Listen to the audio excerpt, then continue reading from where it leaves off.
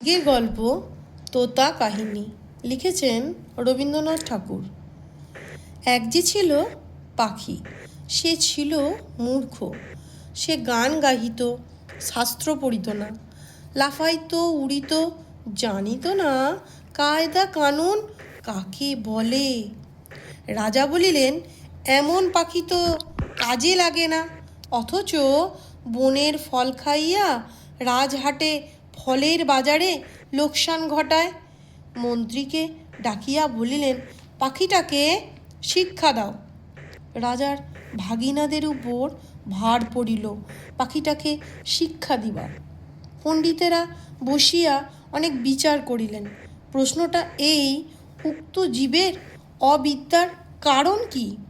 সিদ্ধান্ত হইল, সামান্য খড়কুটা দিয়ে পাখি যে বাসা বাঁধে, সে বাসায় বিদ্যে বেশি ধরে না, তাই সকলের আগে দরকার ভালো করিয়া খাঁচা বানাইয়া দেওয়া। রাজপণ্ডিতেরা দাক্ষিণ্য পাইয়া খুশি হইয়া বাসায় ফিরিলেন। শ্যাকরা বসিল সোনার খাঁচা বানাইতে। খাঁচাটা হইল এমন আশ্চর্য যে দেখিবার জন্য দেশ বিদেশের লোক ঝুঁকিয়া পড়িল। কেহ বলে শিক্ষার একেবারে হদ্দমুদ্দ, কেহ বলে শিক্ষা যদি না হয় খাঁচা তো হইল, পাখির কি কপাল। শ্যাকরা থলি বোঝাই করিয়া বকশিস পাইল। খুশি হইয়া সে তক্ষুনি পাড়ি দিল বাড়ির দিকে। পণ্ডিত বসিলেন পাখিকে বিদ্যা শিখাইতে। নস্য লইয়া বলিলেন, অল্প পুঁথি কর্ম নয়।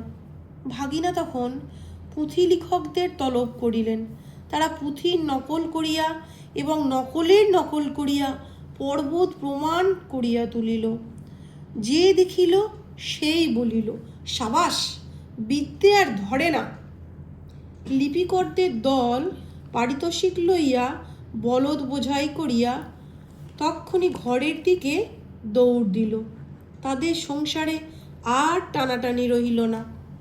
অনেক দামের খাঁচাটার জন্য ভাগিনাদের খবরদারি সীমা নাই, মেরামত তো লাগিয়াই আছে। তারপরে ঝাড়া মোছা পালিশ করার ঘটা দেখিয়া সকলেই বলিল, উন্নতি হইতেছে। লোক লাগিল বিস্তর, এবং তাদের উপর নজর রাখিবার জন্য লোক লাগিল আরও বিস্তর। তারা মাস মাস মুঠা মুঠা তনখা পাইয়া সিন্দুক বোঝাই করিল। তারা এবং তাদের মামাতো খুড়তো মাস্তুতো ভাইরা খুশি হইয়া কোঠাবালাখানায় গদি পাতাইয়া বসিল। সংসারে অন্য অভাব অনেক আছে, কেবল নিন্দুক আছে যথেষ্ট। তারা বলিল, খাঁচাটার উন্নতি হইতেছে, কিন্তু পাখিটার খবর কেহ রাখে না। কথাটা রাজার কানে গেল। তিনি ভাগিনাকে ডাকিয়া বলিলেন, ভাগিনা, এ কি কথা শুনি?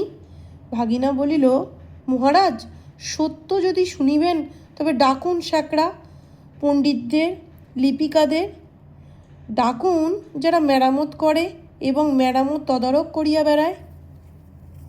নিন্দুকগুলো খাইতে পায় না বলিয়াই মন্দ কথা বলে।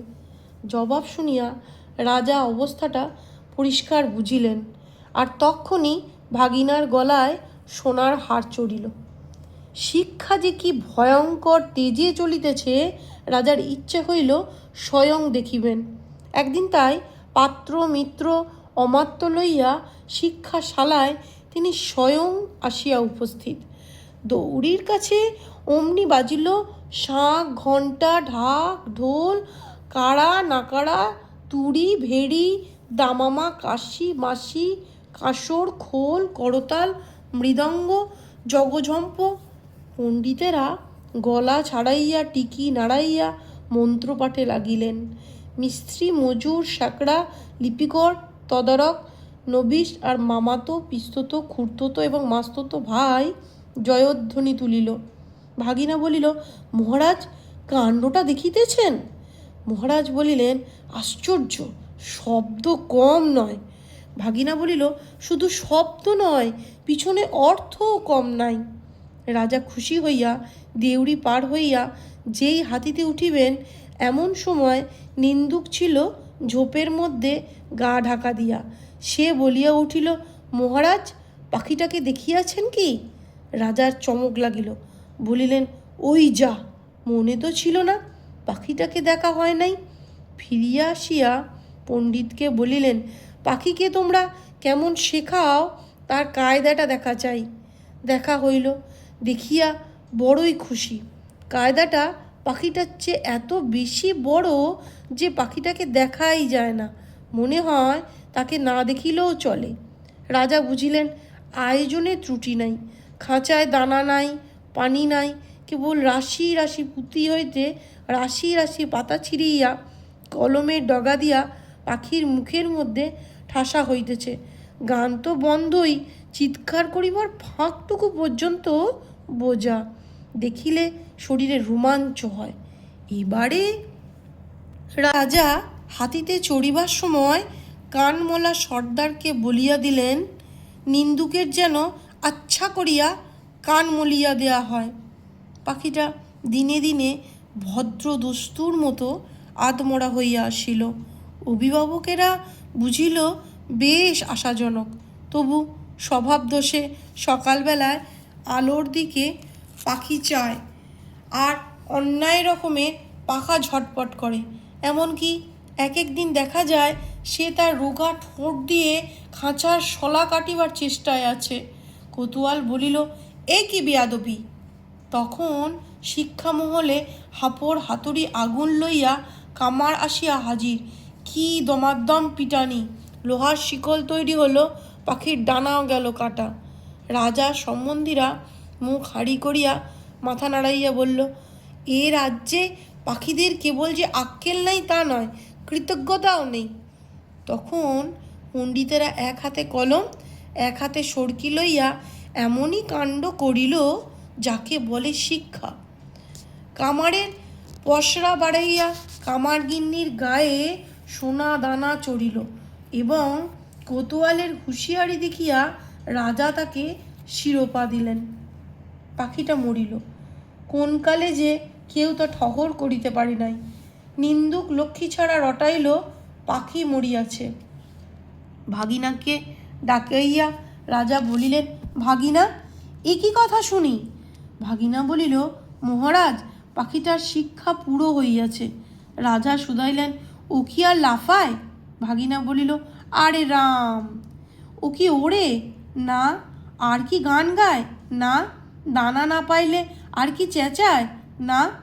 রাজা বলিলেন, এবার পাখিটাকে আনো তো দেখি।